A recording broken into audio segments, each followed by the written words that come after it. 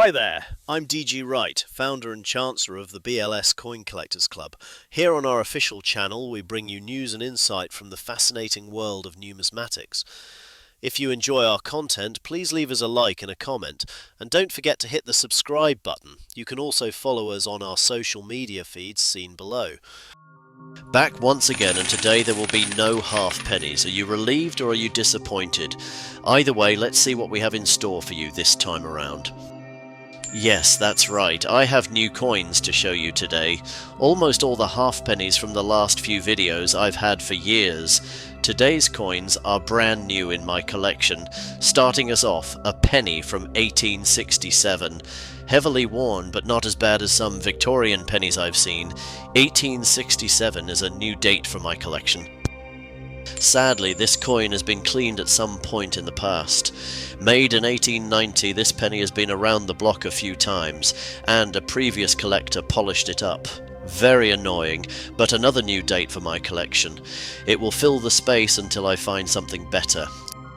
This is a wonderful example of an 1898 penny. It's not quite pristine, but it obviously got taken out of circulation fairly early in its lifetime. Similar to a coin mentioned early in Coin Club history, this penny is probably in close to very fine condition, and it features the veiled portrait of Queen Victoria. This was introduced in 1893 on gold and silver, and 1895 on the bronze coins.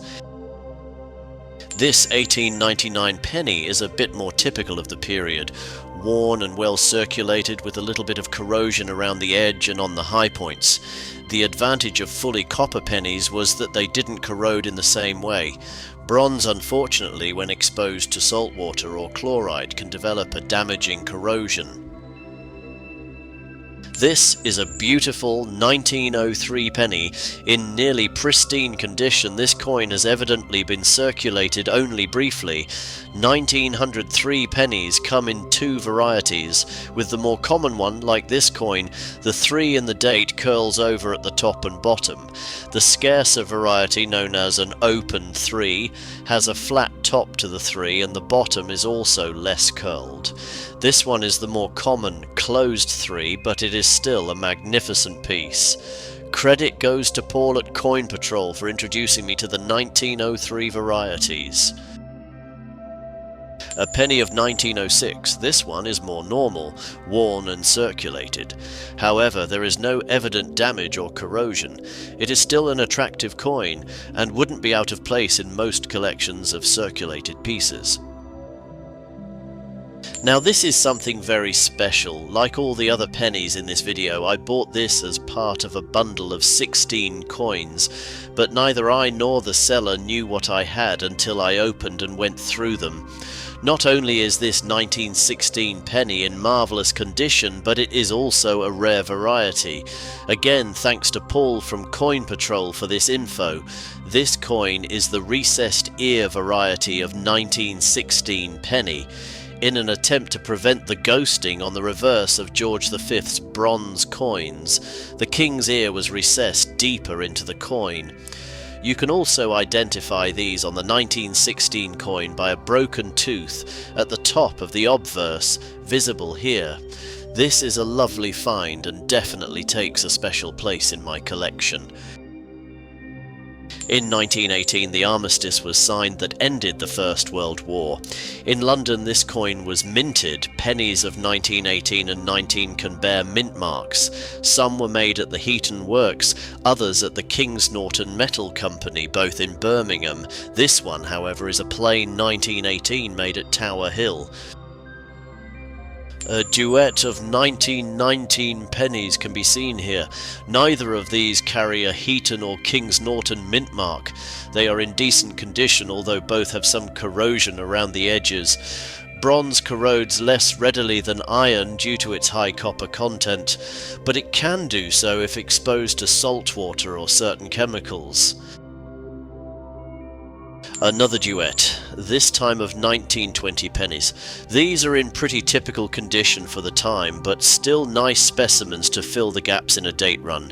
These are of course duplicates. 1920 was one of the first dates of British penny I got in my coin collection when I first started it in the mid-1980s. An interesting feature of the 1920 penny, seen here on both coins, is that it often turns up with stripes, where the metal itself is in different colours. This is something else noted by Paul at Coin Patrol. He suspects the bronze alloy for the coins of this year wasn't blended quite right, resulting in these odd stripes. This penny was made in 1921.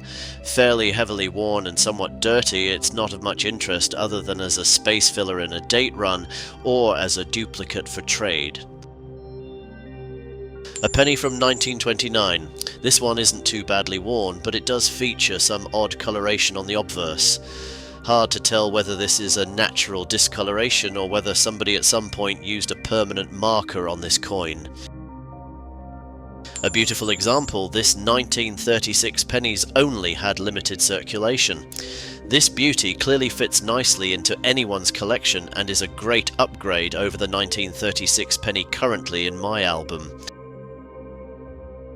The last penny in the batch of 16 that I bought together, this one from 1948 has, by the looks of it, circulated right up until pennies were demonetised on Decimal Day in February of 1971. Another space filler, and that's fine. Circulated coins are more fun in my opinion than mint state pieces anyway. Something a bit different now, a 1953 sixpence. Elizabeth II became Queen in February 1952, but the first coins featuring her portrait were dated the following year, the year of her coronation. The coins of 1953 were the last to feature the Latin form of the title, All the Britons, due to various British territories gaining independence over the years. Before we go, a little bit of numismatic news. In 1715, a Spanish fleet carrying gold and silver back to Spain was wrecked off the coast of Florida by a hurricane. Recently, a team of divers working for a salvage company uncovered a hoard of gold and silver coins from the site, estimated to be worth up to $1 million.